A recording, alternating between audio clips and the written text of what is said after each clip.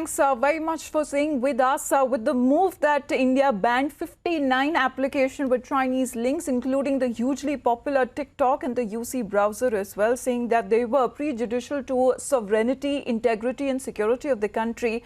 However, you have the Congress party that continues to question the government on its move, saying it is more symbolic than substantive, and is also questioning the government. Have the entire procedure been correctly thought through? Now, talking about the current status of those Chinese applications that were blocked last evening with this big announcement that the government made, let me go across to my colleague Ankit, who is joining us live from the Mumbai newsroom to help us understand what's happening at the Play stores, how now nobody can access these applications anymore. Ankit, over to you.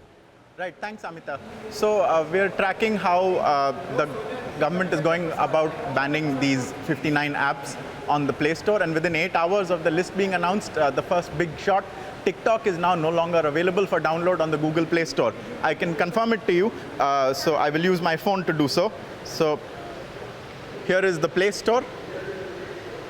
I am searching for TikTok, and there are a bunch of accessory apps that are used with TikTok, but not the main TikTok app, so that has been removed. Its listing is now gone. It was heavily used. It is now no longer available to download. Now, as soon as this was announced, we downloaded a version of TikTok on some of our phones. I have one. So at this moment, I'm opening it. It is still available for use, but I'm fairly certain that in a short while from now, this app will also remain blank. So the only people who can use TikTok at the moment are people who have already had it downloaded on their systems. To just confirm to you that the government seems to have done a fairly thorough job of banning TikTok downloads, let me also just show you, if you were to search for TikTok on Google, and if you were to go to the TikTok website, it is a fairly rudimentary website. All it really does is have an app to the Play Store listing. If you were to click this listing, you would be able to find the TikTok on the Play Store, but if you try to download it, you will not be able to. So for instance, here is the listing. I have found it. Since I already have the app, it tells me to open it, but if you don't, you may get a button that says install, but if you try to install it, it won't let you. So TikTok is the first one to suffer in this case. WeChat, that is another incredibly popular app in China that is still available for download in India, but I can imagine that it will probably be gone very soon. It wasn't very used in any case.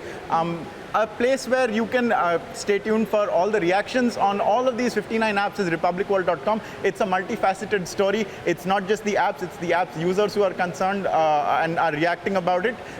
There are a lot of people on YouTube who are talking about it because of certain events in the past and a rivalry between video apps. There is a geopolitical angle to this, obviously, and you have Chinese mouthpieces talking about it. So are Bollywood personalities, and now, of course, we have a lot of political reactions also coming in. So 12 hours on from the really big shot that was heard on the internet. Reaction there, Ankit, right, because Congress party is questioning if this move was really thought about. When they were taking this action, the government, especially when it comes to the people who may access it from VPN, the virtual private networks, and those who have not just uninstalled the apps, but they have not deactivated their accounts. Right. Well, it's not always easy to ban something on the internet. There are many avenues where if a person wants, they can go ahead and find a utility that they use.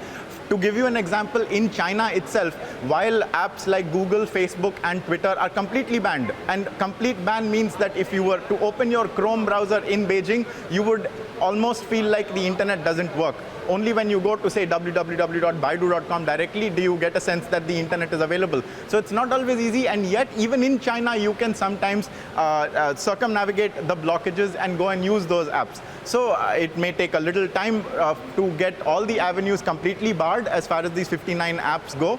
But the main places where you can download them, I think very soon you will find that that is no longer possible, and people will have to take great pains. And there is a cost benefit to using VPNs. On one hand, you get to access your information. On the other hand, it is very slow. It is also risky. Most internet providers find ways to block those in any case. So it's not as easy as the Congress may want us to believe. There are ways that you can implement this quite strictly. So it feels like it's more politics than substance. All right, Ankit, thank you very much for the details. We'll continue to get back to you as to now the users of these 59 Chinese applications are off the board. They have been banned, and there are applications others like Cam Scanner, Vigo Video, Mi Video Call, Xiaomi, Clash of Kings, as well as e-commerce platforms as well as Shein. They have all now been banned, and now this marks as the largest sweep against Chinese technology companies. TikTok that has now been taken off the App Store and also from the Play Store in Android phones. It is no longer available on Android and iOS as well. Thanks very much, Ankit.